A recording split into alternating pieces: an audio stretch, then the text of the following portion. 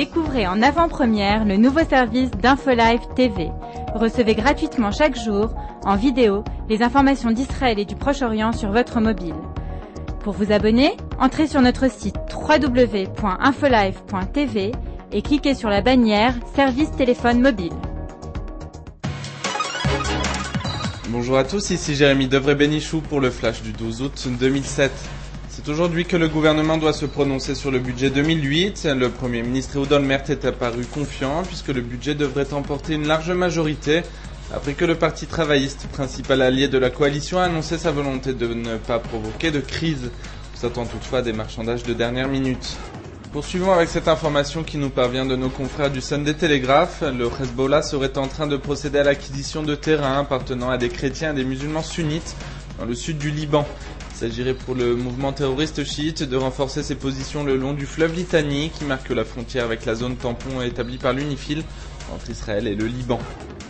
Et puis on connaît l'identité de l'homme qui s'est emparé de l'arme d'un vigile de la vieille ville de Jérusalem vendredi dernier. Il s'agit de Ahmed Mahmoud Khatib, un arabe israélien originaire de Galilée. Selon ses proches, il s'était rendu à Jérusalem pour prier et n'avait nullement l'intention de perpétrer un attentat. Vendredi, 10 personnes ont été blessées quand un garde a abattu Khatib, après que ce dernier s'est emparé de l'arme d'un vigile.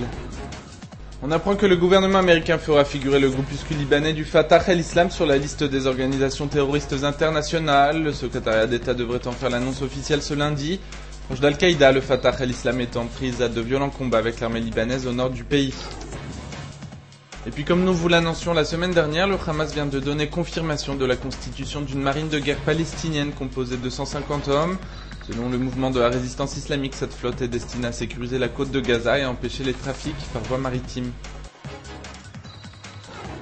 Enfin, pour refermer cette édition, un mot de sport. L'équipe israélienne de basket poursuit sa lancée dans l'Eurobasket 2007. Hier, le 5 israélien s'est imposé face à l'Ukraine sur le score de 81-73. La semaine dernière, Israël avait remporté son match contre le Danemark. Prochain match mercredi contre la Belgique. Aujourd'hui, le monde entier parle d'Israël.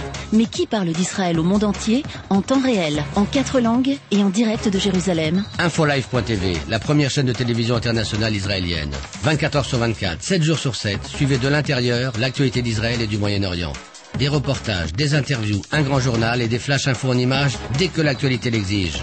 InfoLive.tv, votre regard direct et vrai sur l'actualité d'Israël. Retrouvez InfoLive sur internet www.infolive.tv.